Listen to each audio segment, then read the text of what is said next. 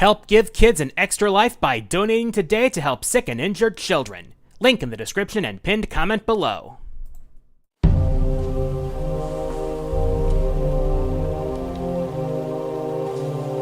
After all these years.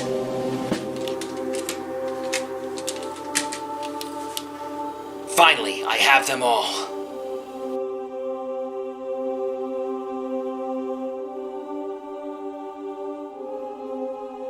"5 years ago, I started a new kind of video on this humble channel of mine. Something more on brand for me than just countdowns.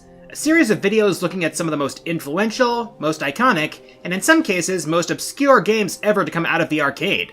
A look at simpler times when arcades were the go-to for enjoying video games.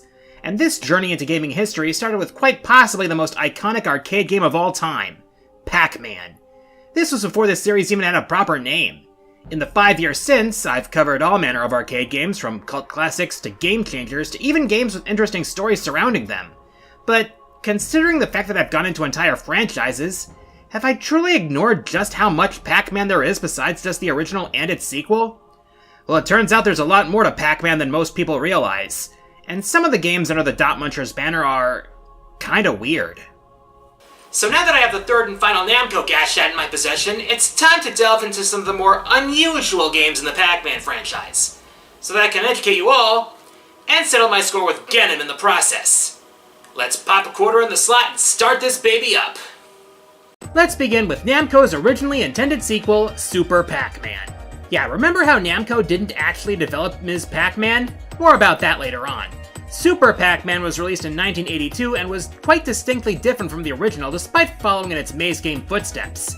Instead of munching dots throughout the entire maze, you instead munch fruits. The problem is that all the fruits are behind locked doors, so you need to collect keys to open those doors and then chomp on the fruits. In earlier levels, the keys unlock doors that are nearby, but in later levels, don't be surprised if the key you just grabbed opens a door on the other side of the level. Of course, the Ghost Gang is still breathing down Pac-Man's non-existent neck the whole time, and once again, you'll need to munch on a power pellet to clap back at them. But this game is called Super Pac-Man for a reason. In each level, there are 2 super pellets which turn Pac-Man into a kaiju-sized menace which is not only immune to the ghosts, but also capable of boosting to high speeds with the press of a button and blowing its way through locked doors like the Kool-Aid Man. Oh yeah, these will come in handy big time. Heck, the ghosts appear flat and thin to make it look like Pac-Man is flying over them like Superman. Pac-Man flashes white while the effect is about to wear off, but you can chomp another power or super pellet to prolong the effect. There's also a bonus roulette that pops up from time to time. Grab the star and you get a bonus, which is larger if the symbols match. Every few levels is a bonus stage where you try to munch all the fruits as Super Pac-Man within a time limit for bonus points. While not as popular as the original, it was still generally liked by critics. In fact, probably the biggest critic of the game may have been Toru Iwatani himself. He didn't like how big Pac-Man's sprite was in super form and called the game overall boring. My brother and Arceus, you designed the f***ing game! The next game on our tour is a rather weird one. It's called Baby Pac-Man, released in October of 1982 by Bally Midway. At first, it seems pretty standard. You have your maze, you have your ghosts, and you have your dots. Wait a minute. Doesn't something look missing? Yeah, the maze starts with no power pellets, which means you can't make the Ghost Gang vulnerable. Well, that's a problem, right? And here's where things get unusual. There are a couple of chutes at the bottom which lead to the main quirk with this game. It's actually a hybrid between a maze game and a pinball game. When you take the chute at the bottom of the maze, you enter the pinball section, where you can earn power pellets, increase your tunnel speed, and unlock new fruit bonuses to take back into the maze when you lose your ball down the bottom. Yeah, it is pretty weird, not to mention rare. According to the Internet Pinball Database, only 7,000 units were made of this game. I just so happened to see one at the Garcade in Menominee Falls. Another oddity in Midway's contribution to the franchise is Professor Pac-Man, released in August of 1983 as the last of only 7 games made for Bally's Astrocade hardware. Basically, this was just a standard quiz arcade game with Pac-Man themed aesthetics, like Pac-Man eating the timer, some questions including Pac-Man in the display, and fruits representing lives, which can be earned from bonus questions when a player answers several questions on the first try. There's a little bit of controversy here. The idea came from world champion foosball player Johnny Lott and Ed Adlam, the publisher of Replay magazine. Bally Midway originally said they had no interest in their pitch, only to put out Professor Pac-Man cabinets at a trade show which Lott happened to attend. He threatened legal action, despite Midway's game being quite different from Lot and Adlam's original concept, and the parties agreed to a royalty contract. Not that they made much from it. Only 400 cabinets were made, and 300 were returned to be converted into another game. I felt a great disturbance in the Force. As if millions of Smash players suddenly cried out in terror, and were suddenly silenced. I fear something terrible has happened. That's right, the game in question is Pac-Land, the Dot Eater's first foray into platforming, released in 1984, way before Pac-Man World did it better. The game was developed by Yoshihiro Kishimoto, who was tasked to create a game based on the Hanna-Barbera Pac-Man cartoon. The theme from the cartoon even plays during gameplay. A new arcade board was created for this title and would be used later for games such as Baraduke and Metrocross. Now at first glance, this game looks like a standard platformer. Guide Pac-Man through each stage and get to the goal. You need to avoid several obstacles, including the Ghost Gang, and you can find power-up items from pushing certain objects and jumping in the right places. The first 3 stages in each loop involve Pac-Man helping a fairy get back home, while the final stage of the loop gives Pac-Man a pair of infinite jump boots to get back home. It looks really vibrant and the music is fun and whimsical. There's just one problem with this game. The controls just aren't fit for a game like this. And I don't mean as in it's overly loose or anything like that, I mean the control scheme is a mess. There's no joystick for this game. Instead, you use buttons to move left and right, and by tapping the button repeatedly, you run faster. That is not like a normal platformer. As it turns out, Kishimoto was inspired by Konami's Track and Field, which had the same idea. But it worked there because it was a sports title, not a platformer which relies on precision jumping and placement! And it makes sense that a poor game would lead to a poor stage in Smash. Why ditch the Pac Maze and keep this? At least it's reassuring that future platform games got it right. And some of the elements from this game would later be used in Pac-Man 2: The New Adventures, a point-and-click adventure for SNES and Genesis which was released in 1994. Despite the unusual type of game this was, it still has its fans. But anyway, we've slipped out of chronological order, so let's get back on track. Let's return the discussion to 1983. After Super Pac-Man turned out not to be as successful as Namco hoped, they tried to make another follow-up called Pac Pal, which tried a similar approach with some key shakeups. The pal in question is named Miru, and she wanders the maze along with you as you try to avoid the ghosts. Like in Super Pac-Man, the object of each level is to eat all the items. Except in this game, to unlock each item, you need to flip the corresponding cards, which are face down until you flip them over. 2 of the cards have an S on them. Those cards hide items that turn Pac-Man blue and give him a beam to stun the ghosts temporarily. Ghosts also slow down when they pass through the center box. As for Miru, she will go after items once they're unlocked and try to bring them back to the center box, at which point they disappear. You don't want that, since if you lose the item, you lose the points, both from the item and from the end of level bonus. Every few levels is a bonus game that's primarily based on luck. Yeah, the whole thing is weird and complicated, and it wasn't well received or successful. It wasn't even released in America initially due to the market being oversaturated with maze games. Funny enough, one of them was released a month after Pac and Pal's Japanese release. That would be Junior Pac-Man. Published by Bally Midway in August of 1983 and developed by the General Computer Corporation, the same people who developed Ms. Pac-Man, this game was more in line with the original games. Instead of gimmicks like temporary growth spurts or obstructive companions, the gimmick in Junior Pac-Man was bigger mazes.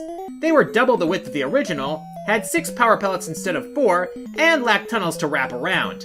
There was also a unique gimmick of the bouncing items in this game. They would change smaller dots into bigger dots as they passed over them. These bigger dots were worth more, but slowed you down as you ate them. Eventually, the item would become explosive and run the risk of destroying a power pellet if not eaten. Now, as obscure as Pac and Pal was, this game never got an official port to any collection, though there was a version on the Atari 2600 and a couple of home computers. Shame too. Made a lot more sense than Pac and Pal. Let's flash forward to the infamous crash and all the way up to 1987, when Pac-Mania was released on the Namco System 1 arcade board. This was literally a different perspective on Pac-Man. Cavalier perspective, to be specific. It's a form of projection for producing 2D images of 3D objects. There's your fun fact for the day. This introduction of pseudo-3D allowed for new twists on the Pac-Man maze formula, most notably, the ability to jump over ghosts in order to avoid them. And that would be helpful in dodging Inky, Blinky, Pinky, Clyde, and Sue in the early going. However, later levels would introduce 2 more ghosts who would join the gang. Funky, the green ghost who you could barely jump over, and Spunky, the gray ghost, who would always jump to your height and block you. And that's not to mention that this power would gradually weaken if you took too long to complete a level. There's another twist to the game here. Along with the standard fruit items, another type of special item could appear. Power pills come in either red or green. If you take the green pill, you would temporarily gain speed to outrun the ghosts and grab that precious power pellet. If you take the red pill, the point value of chomped ghosts would double until you lost a life. Let's hope your insurance covers the cost. I'd hate to have to pay for that out of pocket. Now, aside from the gameplay twists, there were also some neat aesthetics. There are 4 environments: Blocktown, Pac-Man's Park, Sandbox Land, and Jungly Steppes. You could start on any of the first 3 and get a bonus for clearing the first level if you pick Pac-Man's Park or Sandbox Land first. Not that it was necessarily easy, mind you.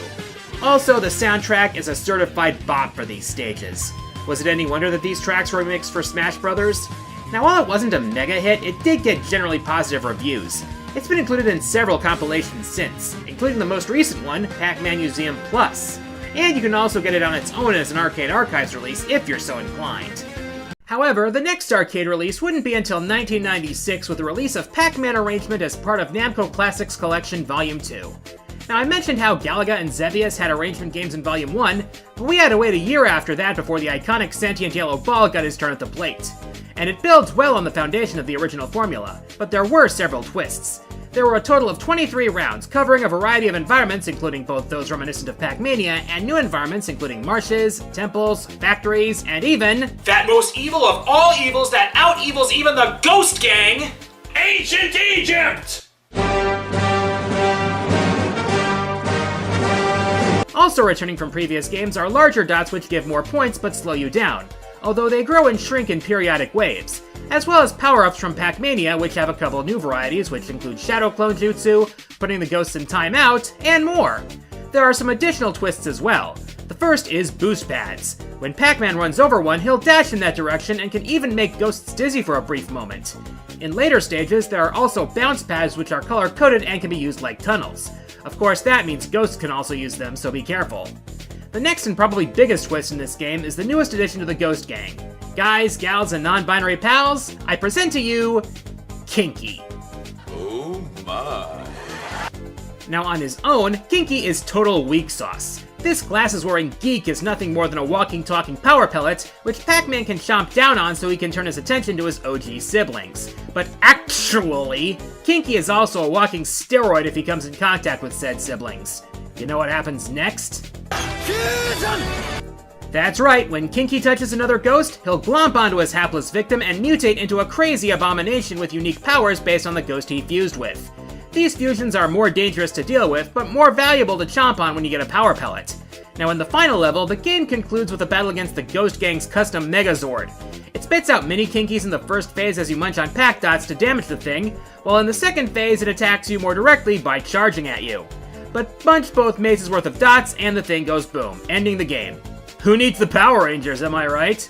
Oh, by the way, there's also a 2-player semi-competitive mode to see who can score the highest. And there's also a game with the same name in the PSP's Namco Museum Battle Collection, but the two have little in common. Oh, and did you know that there was a Pac-Man VR game as well? And it's from the early days of VR. You see, back in the 90s, a company called Virtuality released a series of early VR machines in select arcades, which featured VR headsets, gyroscopes, joysticks, and tracking devices. Yeah, these are a far cry from the MetaQuest and PlayStation VR systems we know today. Because, well, you know, the technology actually works for home use nowadays. And in 1996, they licensed Namco to create a version of Pac-Man to work in this new environment, aptly named Pac-Man VR. It was basically Pac-Man but in a first-person view. This game was made for 2 of Virtuality's systems, the 2000 SU, which had players standing in the middle of the room and used tracking devices in the visor to change Pac-Man's direction, and the 2000 SD, which had players use more standard joysticks. Then, all the way in 2011, Pac-Man returned to arcades with Pac-Man Battle Royale, a showdown for up to 4 players in which mazes would play out similar to Championship Edition, until power pellets show up to make the Pac-Man who chomps them giant-sized so they can chomp not only the ghosts, but the other Pacs, with the goal being the last Pac-Man standing. A follow-up was released in 2022 called Pac-Man Battle Royale Championship, which included bigger mazes and support for up to 8 players. In 2013, Namco Bandai commissioned Raw Thrills to make Pac-Man Champmania, and it's... a ticket redemption game. Damn it, not even Pac-Man is immune to this curse! Yeah, in this one you play as normally with 1 life, except if you manage to clear the stage, you have a chance to reach the center to claim the... Pac Pot. And last but not least, in 2015, another joint venture between Namco Bandai and Raw Thrills, the world's largest Pac-Man. which is basically the original Pac-Man except on a big-ass 108-inch LED screen. So in the end, we're right back to where we started. It all comes full circle! We've really covered a lot, and that's just the arcade games. But people who have played Pac-Man World Repack and the Pac-Man Museum Plus collection may have noticed something off. A certain absence of a certain bow-wearing lady counterpart. And a question may have arisen to those people. Where the ever-living fuck is Ms. Pac-Man? Well, there's a reason for her absence, and it has to do with GCC and a certain manufacturer called AtGames. As it turns out, Ms. Pac-Man has been involved in a series of legal disputes, starting with a royalty dispute between Midway and GCC that was settled in 1983. Then in the mid-2000s, there was a suit between Namco and GCC over the 20th anniversary arcade cabinet, which ended in a ruling that would give GCC royalties for virtually any new release of Ms. Pac-Man, which led to Namco abandoning new releases of the game almost completely.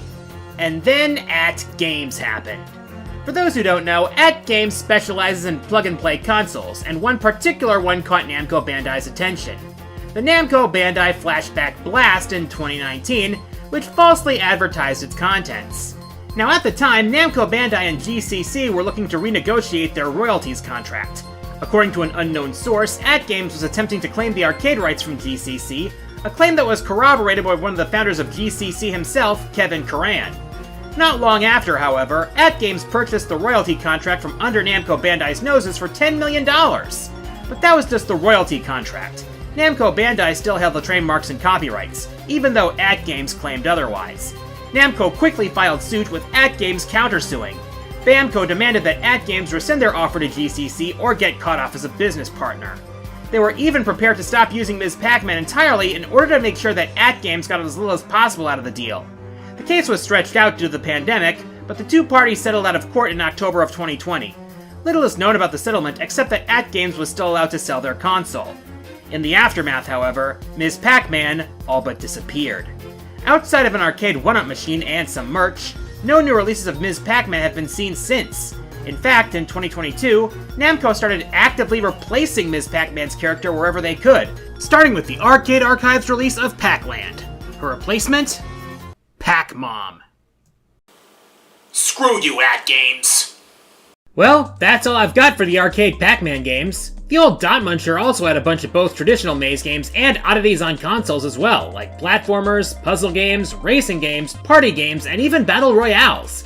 It's amazing how a character as simply designed has ingrained himself into gaming culture with such a simple concept. But of course, as we've seen with nearly every other long-running series, not every experiment with it has been a slam dunk. I guess that's why for all the anomalies we've seen from Pac-Man, things always ultimately came back to the tried-and-true maze game formula. Aside from the remake of Pac-Man World, nearly all of Pac-Man's recent games have been a variation of its old-school roots. And while it would be nice to see some more experiments, that's not always viable, especially in this day and age. Sometimes, the original formula endures for a reason. Even with all that, Namco's library of arcade classics is among the most influential in the business. There's a reason that Namco museums keep coming out for a majority of new platforms and never seem to have exact duplicates. With a variety that big, they could keep including the staples and have near infinite combinations of other games to draw from. Of course, with arcade archives being a thing, that might no longer be necessary. I'm the Quarter Guy, and until next time, the arcade is closed. So that I can settle things. Oh, someone seems confident. Planning to open the gate before I reach my full power. Yeah, I figured if you broke out yourself, you'd be too strong by then. Now get out here, I have my Chicane Gurade waiting for you. Huh? Chicane? Last one was the Raising Sword. And how do you have those in the same world as your Gashats anyway? Well, you see, each writer exists in their own world because having all those powers in one world would be too much for reality to handle. However, this world is a Nexus universe where all these ideas can coexist simultaneously. Of course, to maintain the stability of the multiverse, the stories of these writers are conveyed to us as fiction. But then again, a genius like Dan Kuroda would know that. What are you driving at? Yeah, when you come to the gate, why don't you show me your true form? So be it. Just remember, you asked for this!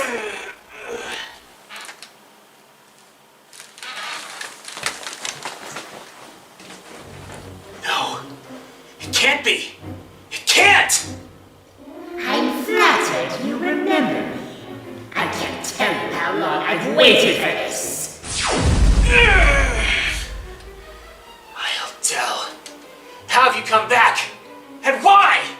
Why, Cutie, you remember how I broke out of that randomizer prison when that loathsome maid had exploited me for his entertainment? I had originally intended to unmake him, but through a slight miscalculation, I found you first. I have finished you right then and there, my life not still tethered to that game. Well, that still doesn't explain how you came back. Well, let's just say I had help. As I wandered through the digital abyss, I was found by one who is disorder incarnate, an eldritch abomination whose very existence is beyond your pitiful reason, known only as the Goat of Chaos. The Goat of Chaos? I thought he was defeated by the Burning Trinity. That was the demon Martha, you dingus! Whatever. Now you will tell me where that wretched BenjaMage is, or I will end you! Oh, like you can scare me?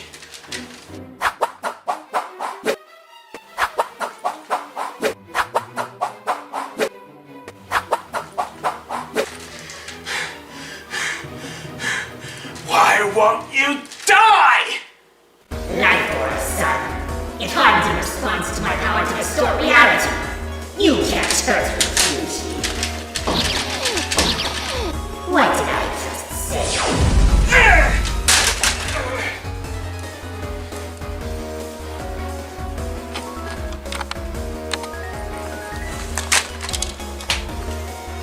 Well, if you can distort reality, I know of a way to fix it. No, it can't be! Oh, yes, it can.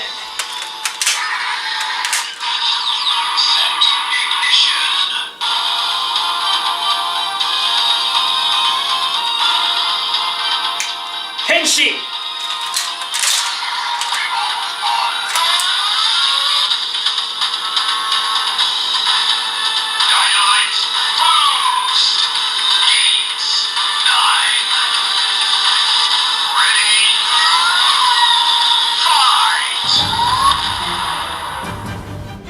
Miserable millennium! Where did you get that? Doesn't matter, as long as I can kick your ass!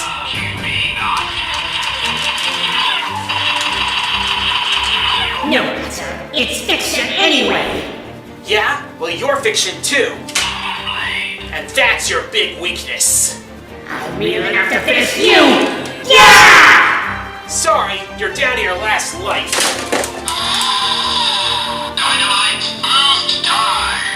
And there are no continues here. No! Not like this!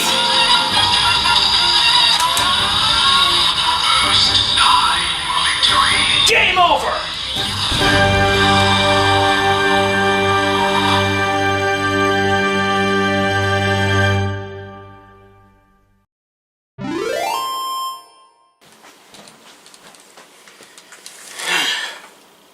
Well, what to do next?